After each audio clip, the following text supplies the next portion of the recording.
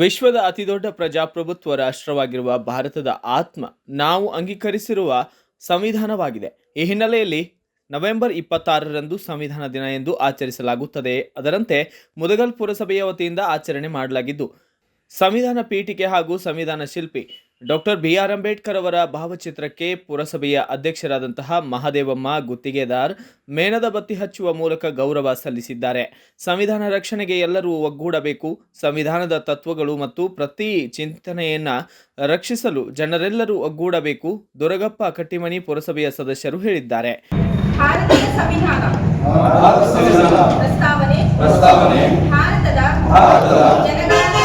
ಜನಗಳಾದ ನಾವು ಭಾರತವನ್ನು ಒಂದು ಸಾರ್ವಭೌಮ ಸಮಾಜವಾದಿ ಸರ್ವಧರ್ಮ ಸಮಭಾವದ ಪ್ರಜಾಸತ್ತಾತ್ಮಕ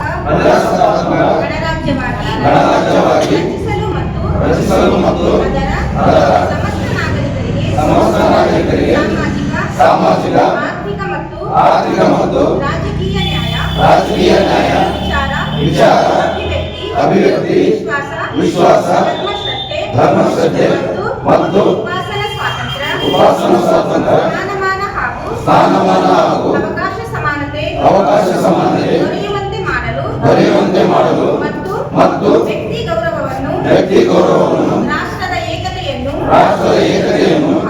ಹಾಗೂ ಅಖಂಡತೆಯನ್ನು ಸುನಿಶ್ಚಿತಗೊಳಿಸಿ ಅವರಲ್ಲಿ ವೃದ್ಧಿಗೊಳಿಸಲು ಸಂಕಲ್ಪ ಮಾಡಿದವರಾಗಿ ನಮ್ಮ ಸಂವಿಧಾನ ಸಭೆಯಲ್ಲಿ 1949 ಇಸ್ವಿ ನವೆಂಬರ್ ತಿಂಗಳ 26ನೇ ತಾರೀಖಾದ ಈ ದಿವಸ ಈ ಮೂಲಕ ಸಂವಿಧಾನವನ್ನು ಅಂಗೀಕರಿಸಿ ಅಧಿನಿಯಮಿಸಿ ಅರ್ಪಿಸಿಕೊಂಡಿದ್ದೇವೆ.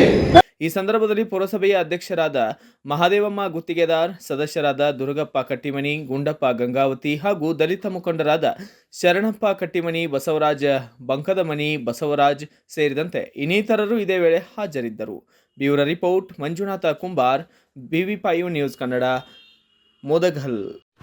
Thanks for watching. Read, discuss and debate with editor Dr. Yan Prashant Rao. Wanted reporters in print, digital and visual media for Bharat Vaibhav Daily Newspaper, BV News 5 Channel and BV Fast Web News from all the talukas of Karnataka, Goa and Maharashtra. If interested, send your resume to 9019229369.